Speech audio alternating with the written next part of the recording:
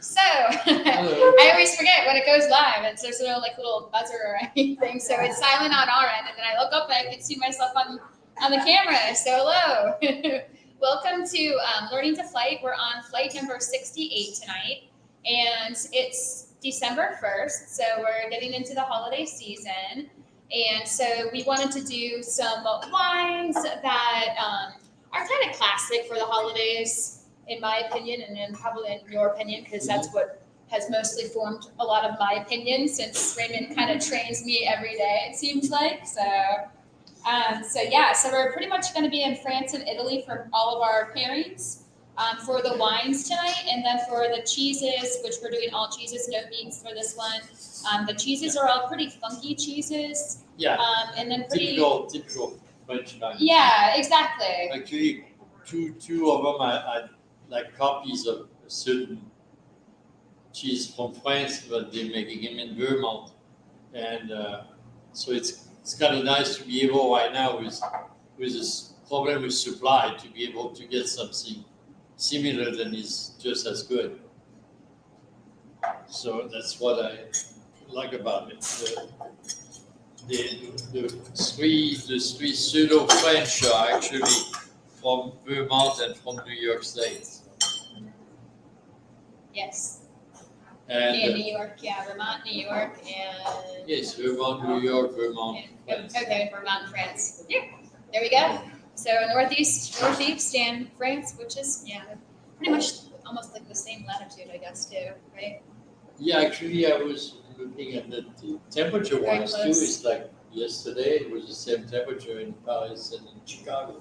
Right.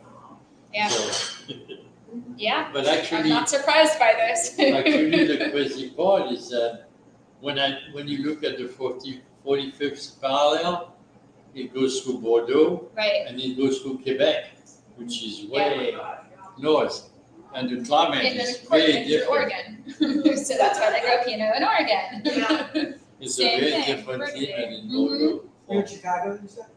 You're from Chicago? Chicago and Paris. Yeah, Chicago and Paris are about the same level. Yeah. I mean, temperature-wise, yesterday they had the same temperature. Really? Yeah. It snowed there a couple days ago. What? It snowed in Chicago. Darn, I missed it. Yeah, but yesterday it was only 45 in Paris, 45 in Chicago. So yeah. I usually watch the French news every day. All right, we won't talk your ears off about the weather in Chicago and in Paris, because we're here in Florida, in St. Petersburg, Florida, and we do not have an inch or a lick or even a tendril of snow or anything to even remind us that it's even December barely. It was in the 70s here, so we were sweating earlier today. It did yesterday morning. It was chilly yesterday. It was chilly even this morning, but it was just chilly. I could still sleep with my windows open, so it's not all right. It's fine with me. So today we're going to start out. We're going to go to Italy, and we are going to the Veneto. Well, not really. Well, yeah, the Veneto.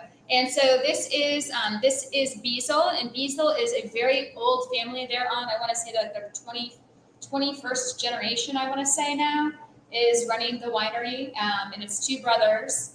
And I watched a really great interview with one of the brothers, and I can't remember his name right now off the top of my head, but he was just talking about what the difference is between regular Prosecco and Valdobbiadene Prosecco, and basically what it means to be a DOC and a DOCG. Mm-hmm. The difference is predominantly in the amount of vineyards, in the amount of land, and also in the amount of production. So the larger area of Prosecco, why don't I do us a favor and open up our wines, right? While I talk. Raymond's just staring at it. And we have these, I sent these with you. These are our little minis, they're 6 ounces, so that you each get 3 ounces. And then the rest of them are in the regular bottles. So, but we do carry the full size 750s of the Jeio, Valdobbiadene, Superiore, Prosecco DOCG. And so really the main difference in this is going to be that this is going to be a lot smaller production, more of a cru vineyard site. It's higher elevation. Otherwise, it's made the same way as their regular Prosecco, which we also carry, which is, I want to say, about $6 less a bottle. So you're talking like low 20s for this one, and then the other one is like around like 17 or something like that, or even less than that, probably like 15 a bottle or something like that. So, and it's really, the difference is like between like every 600 there, so he was saying like for every 600 bottles of Prosecco that is made, there is only 60 bottles of Valdobbiadene that is made. So that's just kind of to give you some perspective of the size. So, and this is the Bisol family, and it was Desiderio Bisol, who this is named after, and the family way of pronouncing it is Jeio. If you're his friends, you call him Jeio. So that's the difference in how to say it. So we consider ourselves Really like family, Carl. so we say Jeio. And it is, and it's very similar to champagne, but it's not similar to champagne because it is done in the tank method for the secondary fermentation. The primary fermentation goes through the same process as a white wine does, but during that secondary fermentation process, they put it into a closed tank, and that's called the Charmat method. And then they add yeast and they add sugar to that, and it undergoes secondary fermentation, and that's where it's going to get the bubbles from. So Prosecco has, I think he was saying, like 10% less carbonation than champagne. And so that's also what kind of gives it a little bit more of a softness in the bubble than champagne, which is usually like a nice fine, but it also gets you it's more fizz in your mouth with champagne versus with Prosecco as well. So this is, if you want me to get, let me talk about the sugar real fast, and then we'll let you talk about the cheese. So the sugar on this one, the alcohol on this one is 11.5%. This, the main grape of this is, of course, Glera, which is also like the Prosecco grape. And so that is, so it's 85% Glera. And then it's a combination of Chardonnay, Pinot Bianco, and Pinot Grigio for the remaining 15%. So that's the whole blend of it.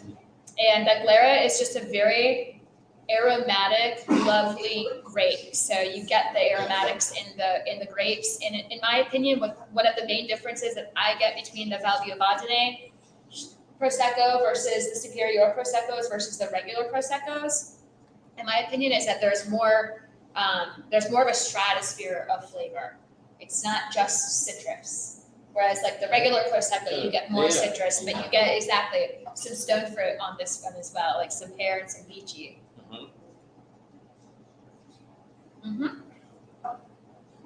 And then the sugar is 9 grams per liter, and the alcohol is 11.5%. So, yes. All right, and then Mr. Raymond paired it with the Springbrook Farm Ashbrook. Ashbrook, which is made in Vermont, and it's a Warmer cheese.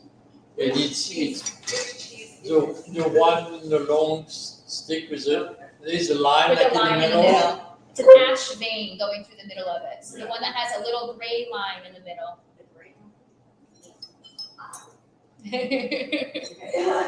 Yes. The one next to the little half moon cheese there. This is the one, and you can see it's basically there's a long line right in the middle, and it's where the separation usually between morning milk and evening milk is. They actually don't make the cheese until they got the milk for the whole day.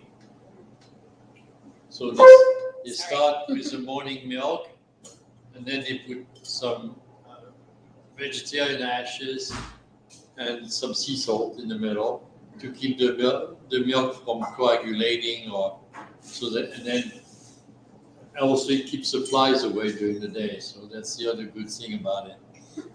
And in the evening, they pour the evening milk over that and leave the ashes. So it's a molded cheese, so actually it goes into molds, and it's after it's settled, they put it on shelves, and then they to get the wine to develop, they wash it with some wine, and then they turn it like every other day, so the cheese is always a chance to ripen the same way all the way around. And as the wine develops, then the cheese inside just becomes a little more butter and more creamy as it goes through aging. So this has a very kind of a little bit of a funky start because of the wine, but then when you get to the middle, it's very buttery, very creamy. Morbier is done usually in the Jura region, right on the edge of Switzerland, and they were the original doing that kind of cheese. And Vermont decided, since they have a lot of pasture up there and low mountains and stuff, they can pretty much do the same type of cheeses because the cows are pretty much in the same kind of diet. So they get a very nice, very creamy, buttery cheese, but with a little bit of a like earthy flavor to it. So, and it's real nice with it pairs real nice with like that stone fruit into that wine, and also with a little bit of acidity from the Prosecco. So I enjoy pairing that with that. I think to me also the brightness of the Prosecco kind of brings out the grassiness in the cheese.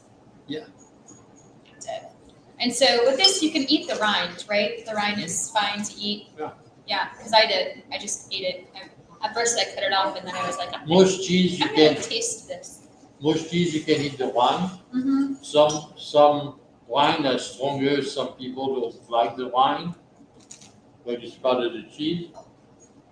The only wine that I don't eat is like the whites on the Yeah, English cheese. yeah. And, Or but, Manchego. yeah, even The Manchego wax. is the wine. You eat but the it's- wax on that, or the No, rind? there is no wax on that. It's not Manchego. okay. It's part of the Oh, wine. that's right. Some of them have wax. Okay. But like the The ones tomac, that have the black, right? That's wax. the tomac, which we get from Pointe-Reyes, has a very light film Mm-hmm. of wax, but you can easily peel It it peels off. off, yeah. That's what I've Yeah. noticed with that one too. So Yeah. this, but most of those kind of cheese, they're not like ripened cheese. The wine is part of it, Mhm. and also that's why they package it in paper usually. Yeah. Or boxes. So just that you, because- yeah, it's safe to eat. Yeah. It's not So it's exposed to the elements. And so Round two. so it doesn't get out of the box too, Yeah, like the yeah, cereal. like run, the Harbison is running away. So, but I also added to the kit today. I added some French apricot jam, which is kind of nice to balance the sweetness. Kind of take a little bit of the funkiness out of the cheese if it's a little too funky for you. Mm-hmm. So it's a real good jam. The apricot is real good flavor for those kind of cheese because it's a stone fruit too. So. Yeah. I like that combination a lot. It's nice. Okay. Right, check to see if we've got any comments, no comments yet. So we'll keep going and we'll keep moving on. Any questions from you, Al? I'm sorry, what? I was seeing if you had any questions before we move on to period number 2. We're good? What kind of cheese was that? That one is called Ashbrook. Ashbrook. It's a cow's milk cheese. Excellent. Cow's milk, Non-palatable. washed rind, right? Yeah. Yeah. So now we're going to go to France, and we're going to go to Burgundy, to Santenay, which is right outside of Beaune.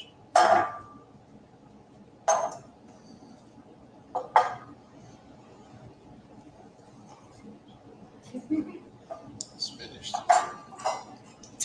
So Burgundy. So I think that, yeah, it's always so hard with this lighting. It's like you can't even see it.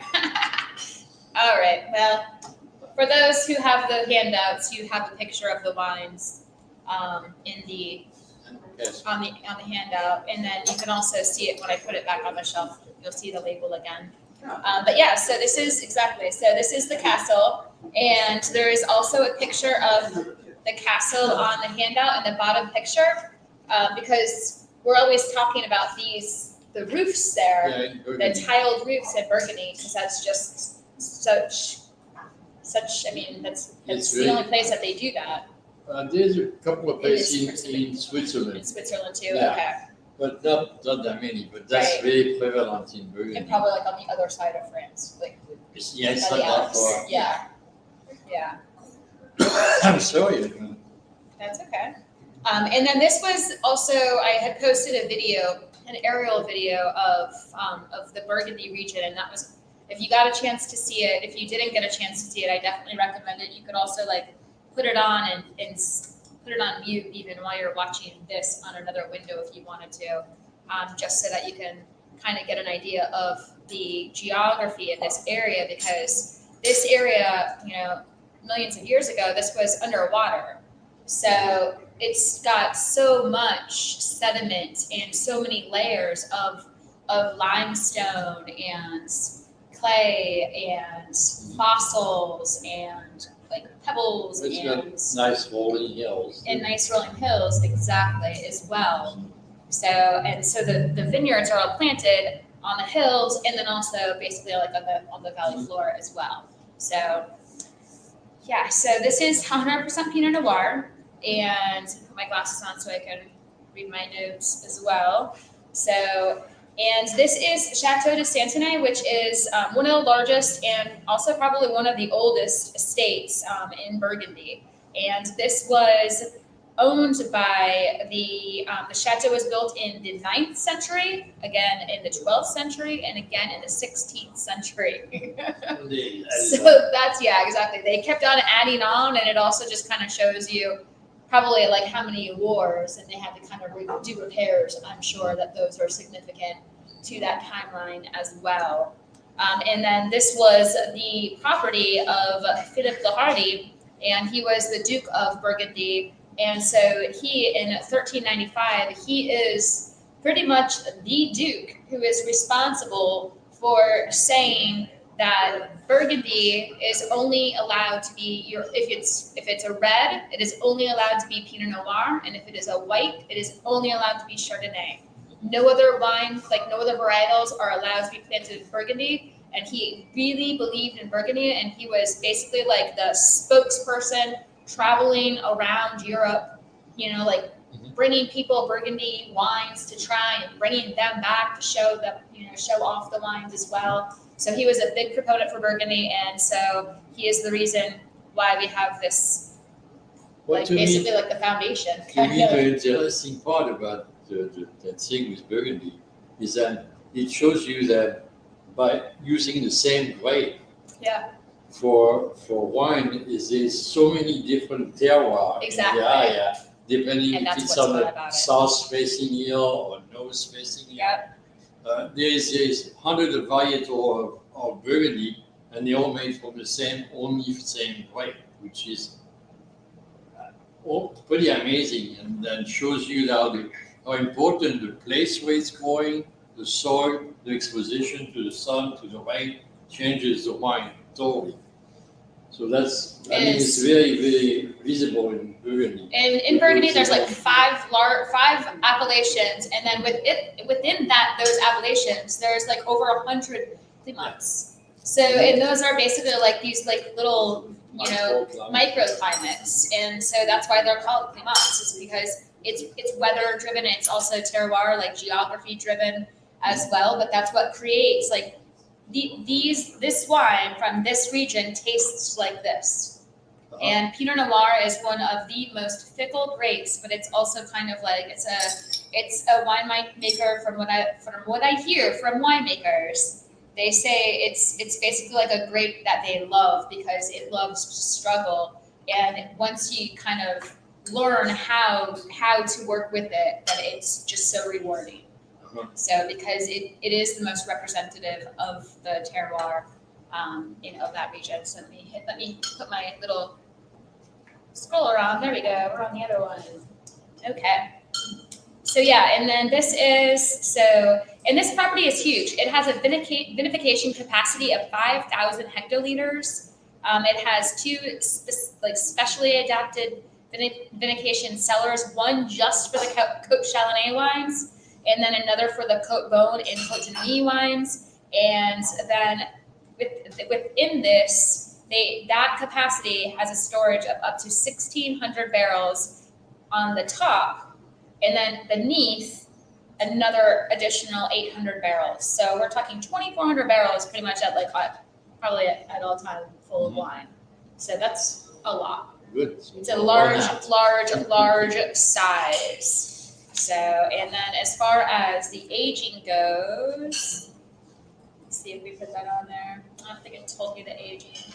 I want to say that this is aged for 10 months in French oak, but I don't see that I wrote it down here. But I believe that's what I had read.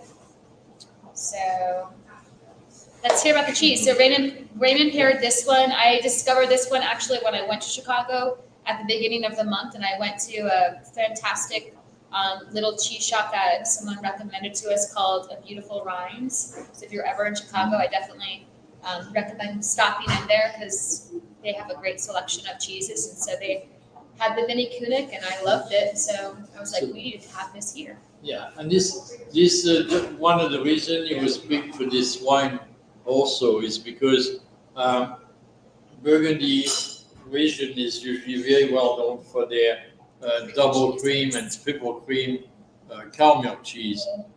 They're they're very decadent cheese, and they go very well with the Pinot Noir always because of the fruit of the Pinot, and the Pinot can stand to that really buttery, strong flavor. Now, the interesting thing about this one is it's actually 75% goat milk, and it's only the only cow involvement is they add 25% of cow milk cream, which add to the creaminess of it. But you still get that flavor of the goat, but very, very more mellower than it would be if you didn't have the cow cream in it. But it has a lot of butter. It's a blooming wine, so it's a nice edible wine, just like a brie. But it's way more interesting than a brie because of the goat cheese.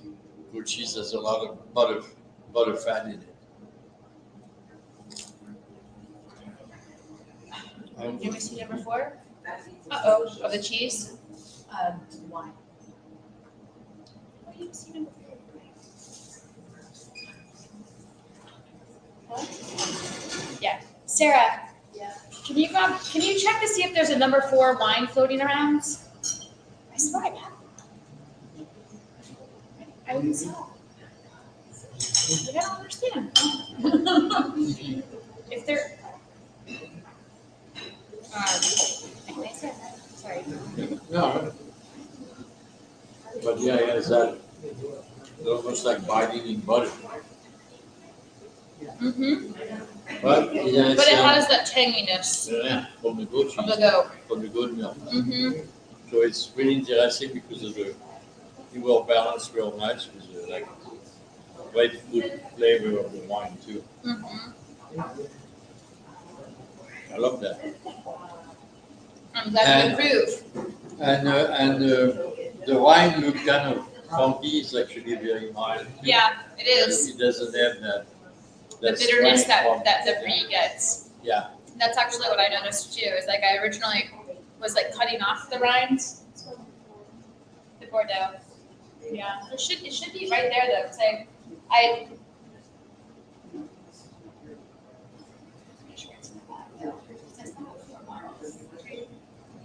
I don't know. I didn't look. Yeah, no, I know. No, I know. I was thinking, there's 3 mini bottles and one of the. Maybe it fell. I don't know. Maybe it fell out when I was trying to bread it. Anyways, sorry, we're missing a wine over here. You don't want to just wine No, straw, right? no, yeah, exactly. So. That's it's like it's basically. Okay. So I'm not seeing any, I don't know if we have any questions. I'm not seeing any questions on the comments on my end. So if you are asking any questions, I'm not seeing them on our end. Maybe from there. Maybe from you guys, any questions over here? Any comment on that? Good stuff. Glad That's you what like we, it. that's what we like to hear. I got a buzz. The apricot jam with this cheese. Mm. Yeah, it's usually a I good, just shoved it all in my mouth. it's mild enough that it goes good with almost any of those cheese. It kind of mellow the cheese Mhm. down for the wine too. But I like the real buttery flavor of that. I'm gonna go help some of that real fast. Okay. And I could tell it was a goat cheese, but it was very mild. Yeah, it's in the back. It's the Yeah. first thing you get is the creaminess of that caramel cream, but then you definitely get the goat cheese flavor. And why not? This one is pretty ripe. When it's not quite as ripe, you can also have that pasty consistency of the goat cheese in the middle. Yeah, you know, in the middle, it's more like a chef.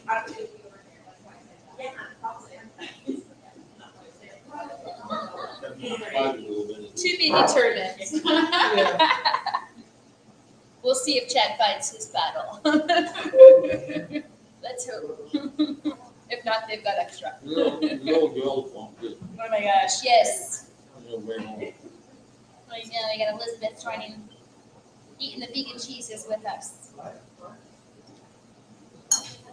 So if you did not know, we do offer a vegan cheese board, by the way, here at Must Wine Loft. So we have 5 different cheeses, and they're all basically mostly nut-based, actually. So, but nut and also some soy. It's the BioLife and Mykonos, the Civis right now. So, in addition to our regular cheese boards. The apricot is really good. Applehead's good. Mhm. I'm gonna trust you guys. I already ate mine, so I get none. I get none until later, until after we're finished with this. I'm gonna see if I have any. So yeah, so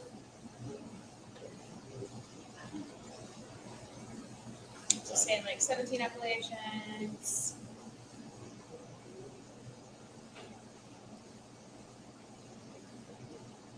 98 hectares, I want to say that they have here as well. So it's a very large. Well, most of the house in Yeah, Brittany, 98 hectares of vines that they have.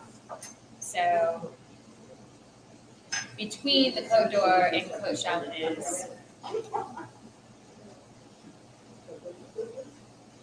yeah, a lot. I would say a lot of property there. In the castle, they do produce like 6, 7, 8, 10 variety of Pinots, depending on the Côte de Nuit, on the Côte de Beaune, and they all have vineyard on either Yeah, side. on both, yeah. So they produce some different wine from one side, like I say, from one side of the castle to the other side of the castle. It's different. It's really interesting the way they. I don't know if you can, no, you can't tell on the camera. From where I'm sitting, you can see like the rooftop is like gold, you know, embossed. Just to kind of highlight that the roof is tiled in a specific way. So you see that on the label, just to let you know. All right, so we'll move on to pairing number 3. And back to Italy. And we're back to Italy, exactly. We're going back and forth today. Italy and Vermont. So Yeah, somehow. and back to Vermont. That's true. Yeah. Oh, that. Look at that. Look at how that worked out. So this is Vecchia, and this is owned by. Let me get my glasses and my notes back on. Over here. Alrighty, so this is owned by the Pellegrini family, And they founded Vecchia in 1996. And they were specifically setting out to basically make a lot of Tuscan blends and just really loved this area and started buying up properties. And that's really what they did, is they just started buying up properties. And so this is a blend from their various properties, as well as partnerships with growers that they also buy the grapes from in this area.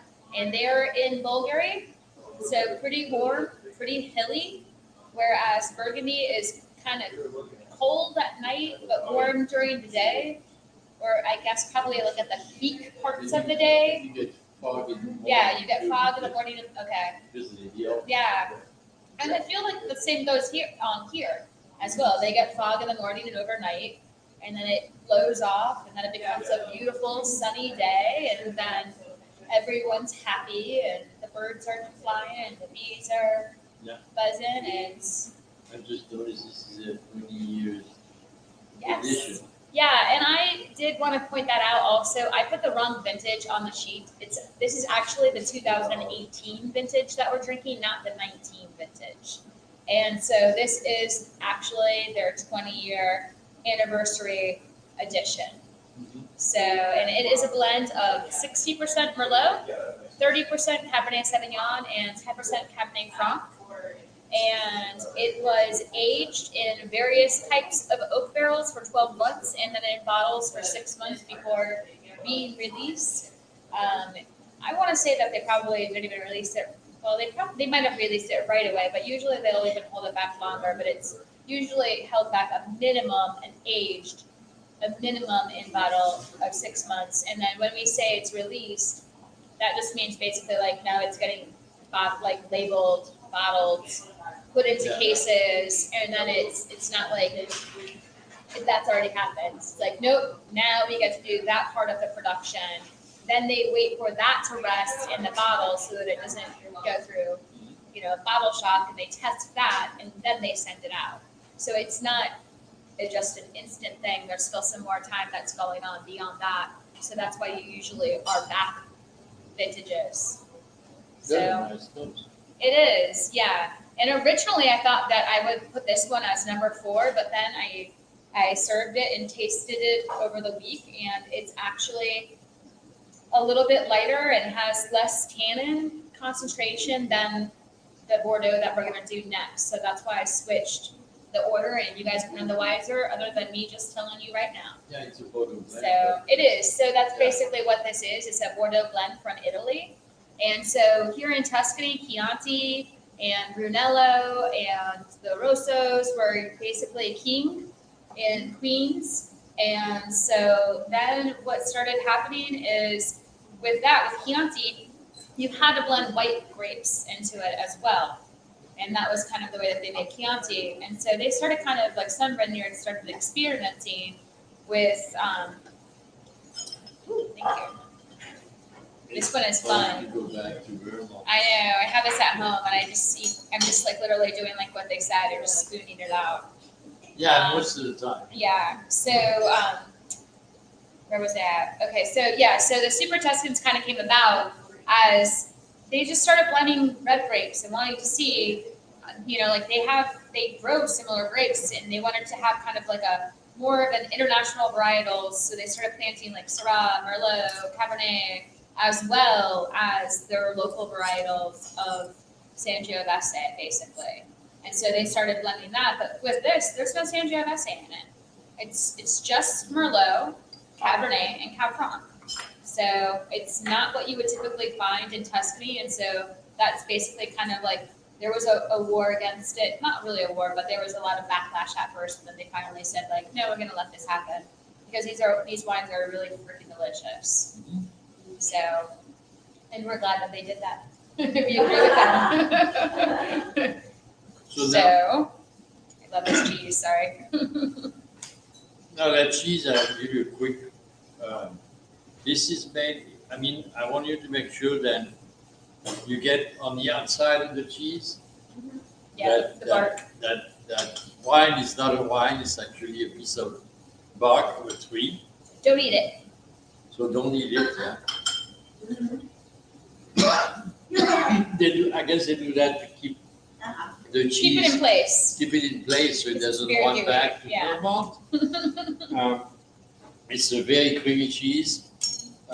It's a copy, kind of a copy of a cheese from France that is called Vacherin, which is a cheese that you usually, the bark actually use also as a mold, because you usually eat that cheese by, you can eat it like this, but you can also heat it up in a little toaster oven or something until it gets nice and soft. And the wine will actually keep the cheese in. And the wine also give it some kind of a woodsy, natural flavor, because it's come from I'm trying to the name of the tree, but I totally blank out right now. Oh, I think I looked it up on the thing. It's- It says it. Yeah, it was on your notes, but Yeah. I forgot. It's the inside bark of the tree. It's not the outside that is exposed to the air. So it's kind of a soft bark. But it's a tree that grows mostly in places like light mountains. Spruce cambium. Spruce, yeah. Spruce It's cambium. a spruce Yeah, bark spruce- they spruce- use. Spruce So is it gets a inner little bark bit of layer. that piney flavor to it and smell. Yeah. But it's real good when you eat it up, and then you just get a spoon and put it right on your bread. It's really easy because it's really creamy, so it's something I can eat it without the bread. Yeah. Right with a spoon Mhm. right into my Yeah. mouth. But it's a cow milk cheese. It's got a nice they wash the wine in this one, and what I usually like to do is when I eat it up, is kind of season the top too, so maybe some herbs or honey, and then you can just break in the top and put that on your. It's a very creamy, very flavorful cheese. There's a lot of flavor. It's made in France. It's made in the same area than the first cheese that we had in Morbier. So it's up it's mostly milk from cow than grazing all day out in the hills and the mountain. So they're mostly natural grass diet, flowers, whatever grows there. So they're not fed corn meals and stuff like that. It's all very natural, which gives that creaminess to the milk. So it's when you get really some more age on it, it's get a little bit funkier. But most people like funky cheese, so I know it's an evolution. When you start with a lighter cheese, and as you grow older, you get to enjoy more and more the funkier one. Yeah. Funkier they are, the better. Yeah. All the way you get to build up your resistance all the way up to impasse, which is It another. is. That's the most intense that I've ever. Yeah, and this is Especially from when it Burgundy, ages and continues to age. and it get really, It's really funky. the impasse get really Really funky. funky because it's actually not. They don't use wine to wash the wine. They actually soak it in Mar de Bourgogne, which the Mar de Bourgogne is a brandy and is made from the grape there. So it's like cognac kind of, but it's a lighter color also, but it gives it that really little amount of funkiness to the cheese. So, but it's considered one of the best cheese you can find. So. You love this cheese. But the Vacherin is very close to that. And then what I like to do on this sometimes is put a little cumin seed or Yeah. some kind of spice you always add on to the cheese. Which we have the almond with the herbs there too. So That's why I grabbed the almonds, yeah. Because I was like, I kind of want savory with this, not Yeah. sweet. You know, whereas like with the last one, it's nice to balance the tang of the goat cheese with the sweetness, I think, of the apricot. So I will go back to that when we're done with this Mhm. and try that together. This But this is one I want more, Yeah. I want more savory Yeah. with this than sweet with this one. So, and the same also with the wine, and that's pretty much why we paired these two together. Is they both have a nice savory undertone to them. Yeah. That complement one It's another. not really heavy fruit. It's nice. Yeah. Yep. It's And- well balanced. Yeah, with and the then you wine. can also I don't know if you can see, but I mean to you probably I even brought my sheet to see if I can show you the color on this one versus, but it never looks right. It never shows up on the camera the right way. I feel like when we do our build out and we get to like make a wish list of things for the future that we get to grow into, I would like a glowing table so that I could set the wines on it and then you can see the colors that we're talking And the about, clarity. or like a little glow pad or something that it can be like this and hold it up and you can see, I don't know, just spitballing ideas in my head. Yeah, I wish lists. this is definitely the right wine for this Mm-hmm. because of I'm the glad you fact- I'm glad you agree. I'm glad we both agree. I had a list of of cheeses that I really wanted us to use. So because they're new cheeses that we haven't used yet. Yeah, two of them. So Actually, two of them we haven't used at all. mhm. The Saint-Nectaire we used. Yeah. The Saint-Nectaire we did one other time, yeah. And I don't think we did the Ashbrook, but we did the other one. That is like the Ashbrook, the more deep one. Yeah, it was the other one. The Coppinger. Yeah. Yeah, but we hadn't done the Ashbrook. So the Ashbrook is similar to the Coppinger, but it's different because to me, this one is a lot creamier than the Coppinger. Yeah, The Coppinger is a raw milk, Yeah, but this one is not as aged. and this isn't his age. So that's probably why it's a little bit more, like you get more of the hay notes and the creaminess, like the younger milk Mhm. fat probably. Yeah. Versus the older. The other one is more aged, it's just for more build up Yeah, funkiness to it. yeah, and the salt. Yeah, it is. They're nice. It's a nice to do, like, it would be nice to actually even do those like side by side, just Oh, yeah. to see the difference between them. So, all right, we'll go back to France.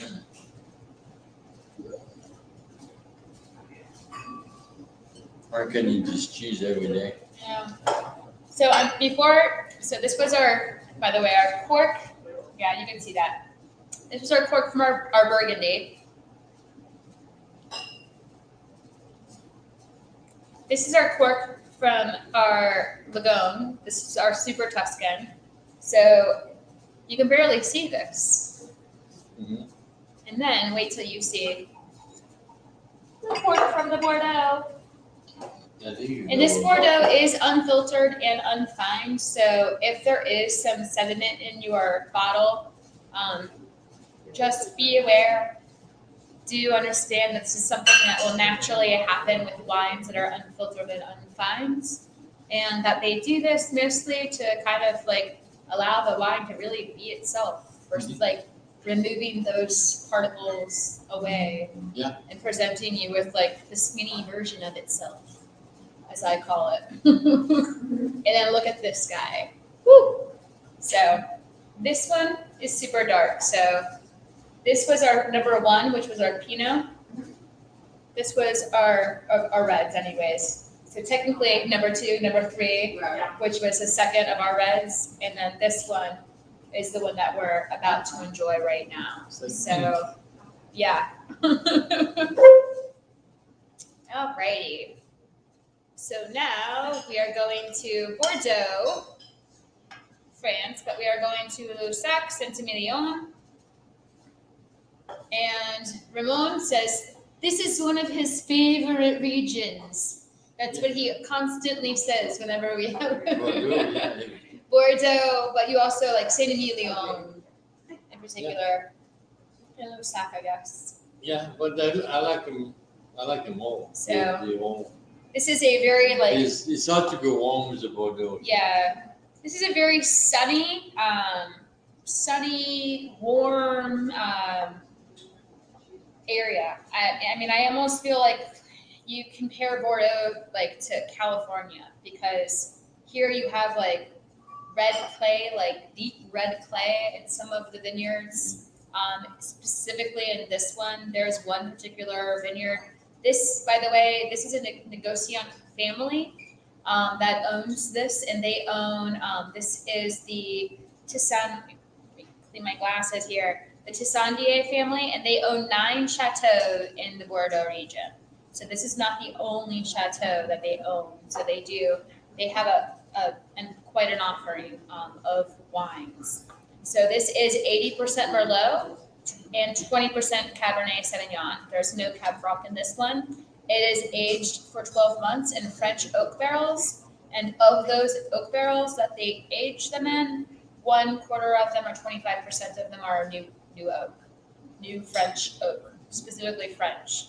So this is 9.8 hectares. So our Burgundy was 98 hectares. This is 1/10 of the size. So It's also 15% alcohol. of course it is. And it's a 2015 vintage as Yeah. well. Yeah, but So it's also got some age on it, but you can see that it can continue aging and do just fine.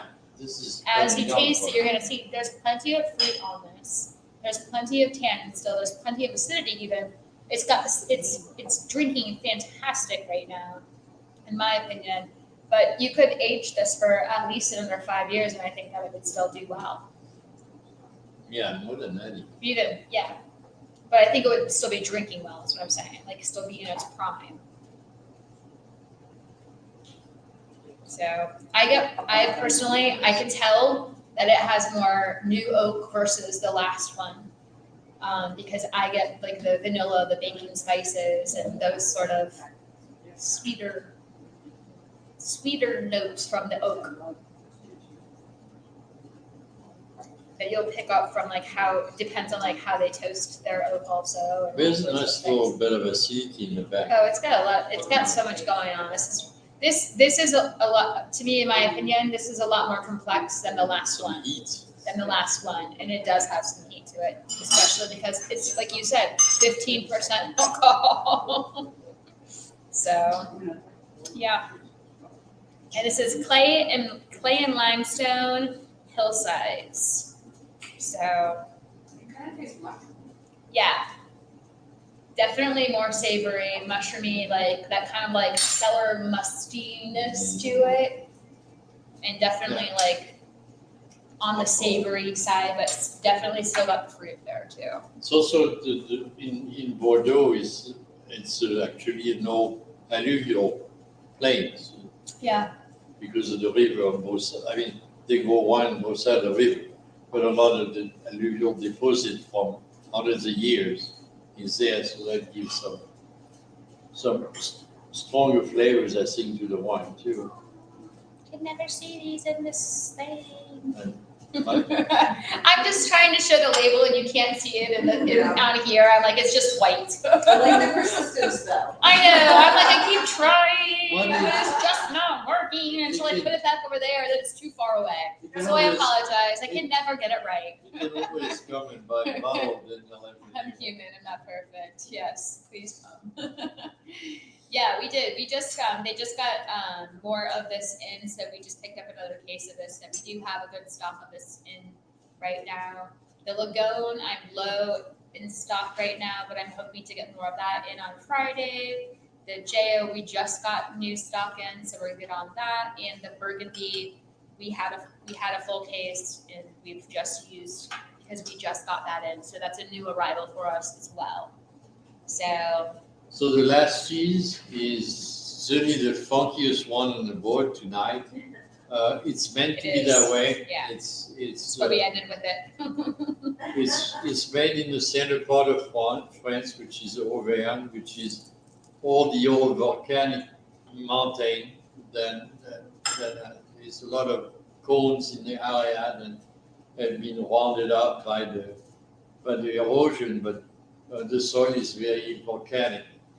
And it's fairly high. There's some pretty high peak there, and the cows are grazing on there too. So it's a cheese they make. It's from raw milk.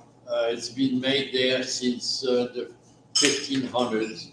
So it's been made for a long time. It was one of the favorite cheese from the Le Roi Soleil, the King, Sun King, Louis XIV.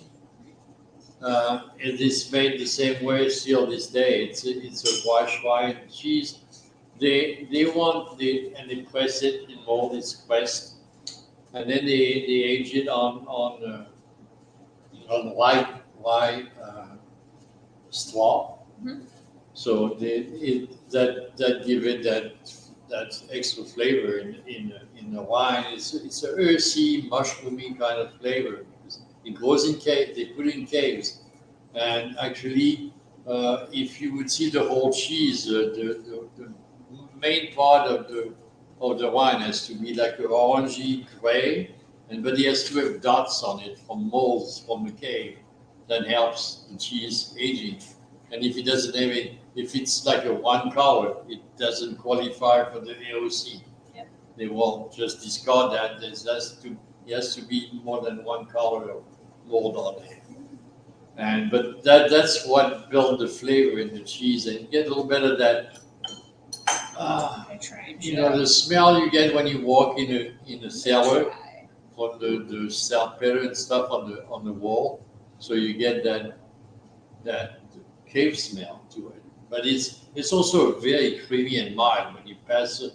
After you pass the wine and you get to the creamy part, it's very, very creamy. I'm just gonna try and show you guys Sure. so you can see it. I'm just gonna keep trying because I could see the spots that he's talking about. There you go. Oh, there you can kind of see it. Yeah. Okay, I'm happy now. So it's nice. I mean, it's nice with a wine like this. You want wine that have a lot of body Yeah.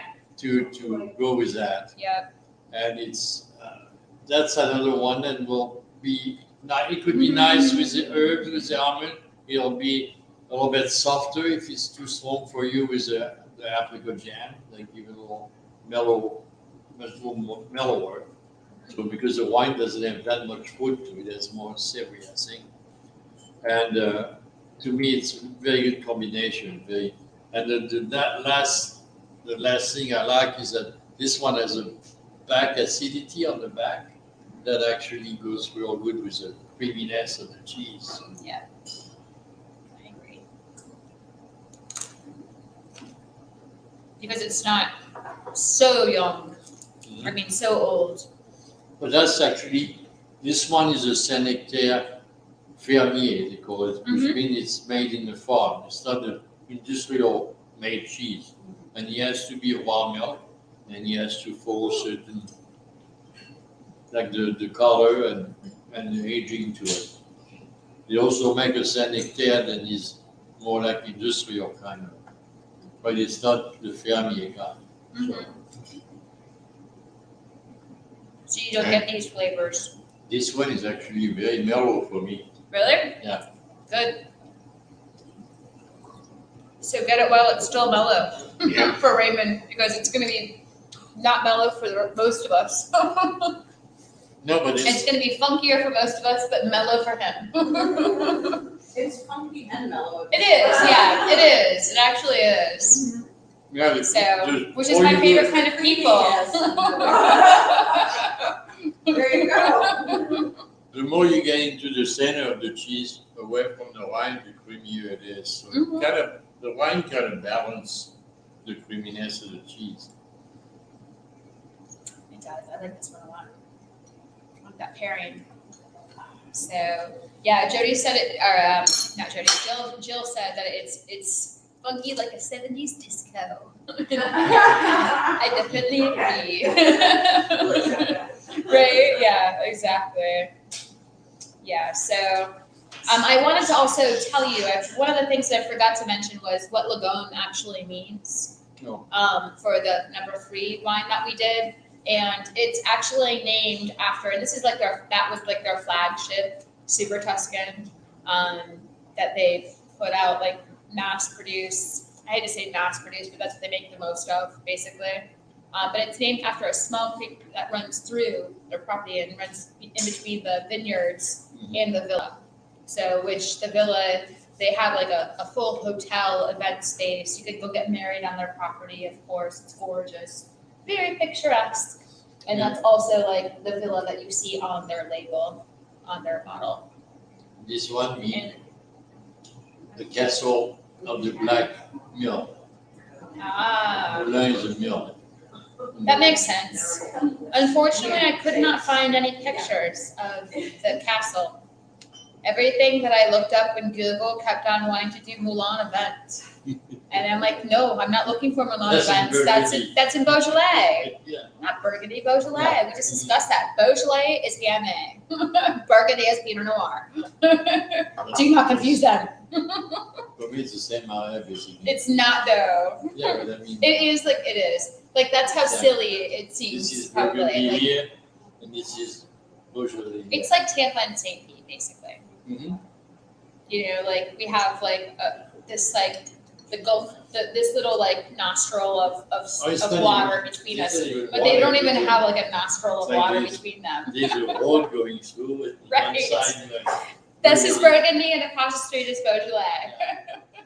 So Uh-huh. it's really like that. I don't want to say it's really that silly, but it's that interesting for what you can also taste, because in my opinion, Gamay is also a very expressive grape. It's So funny it's because a they also, Sam favorite. they We also, love Gamay. they also only get a little gamin in that area. Yeah. Pinot Noir. So Right, It's like, right. you cross and the wine is totally It's different. not allowed. Yeah, So and then it is. it's interesting. That was just a decision that they made, I guess. But I'm sure they made that based I love on, the gold. on the ground, on the Yeah. sun, on everything. Then Pinot Noir grew up good up there, and Gamay grew better down here. Right. So it's always well calculated when the wine guys make one. Or enjoy it for many years and are good at understanding it. So I don't think we have any more questions. Do you guys have any questions for us? All right. Do you have any more cheeses and wines for us? For tonight? No, not for tonight. We do 4, because we think that's really much all that everyone has the attention span for, honestly. So that's have more attention. well, span. you are welcome to order more wine and more cheese for Yeah. sure. Yeah. We do have we have our full menu available. We are open on Tuesdays now. I'm just gonna do some housekeeping real fast so we can wrap this up. And then you guys can order your wine and cheese and keep on enjoying yourselves. We are open now. I have this the wrong way. I had put on the wrong one. Still put on the wrong one. Yes, this is the one I'm trying to do, not this one. Any of you. Okay, so we're open Tuesday through Saturday from 4 to 9 p.m. We're closed Sunday and Monday. We are available for private parties on Monday. If you are looking to do something, email me basically. And then our next tasting event, which we're gonna have probably like 4 or 5 different tables of wine, which we're gonna do paired with cheese or charcuterie at each of the tables. It's our kind of like our big holiday tasting, and that's gonna be on our Mystic Must night. So we're turning our Mystic Must into our holiday tasting. And then we're also doing like a holiday winter wonderland gift market. So we're gonna have basically a bunch of gift baskets that are made and are readily available for you to take home, and that will not have cheese in them, but that will have like wine. You can pick up the cheese, or you can add the cheese, or we can give you a cheese with it if you want to include that cheese. But just please remember to put it in your refrigerator when you get home. Yeah, remember If you're giving it as a gift later. Otherwise, take it directly to them. And tell them there's cheese in this basket. And if your Amazon package doesn't come on time, you need some gift last minute, We're here. you're here. And wine is always well Yeah, received, and cheese too. indeed. So thank you all for joining us. We do not do this every Wednesday anymore. We pretty much are just going to do these at the beginning of the month from now on. And then we'll run them not run them, but this is available for anyone to order and participate in and do at home. It makes it an easy, holiday dinner time when you're trying to find an activity with family that's in from town and they like wine and cheese and so do you. And this is a very easy activity for you to just order a flight kit for home and then like go home, put this on the television and do this together as a family. So this was available as long as we have the wine, which we should, for the rest of the month. And you can order these at any time as long as we're open. So again, Tuesday through Saturday, 4 to 9 p.m. And we'll see you again in January for Dry January, our favorite month of the year. Happy holidays. Don't do dry. No. I'm not going to say don't do Dry January because I probably will too, but I hope you have a wonderful holiday season, and we very much look forward to you coming to Must, and we hope to see you soon. Thank you. Good night. Good night.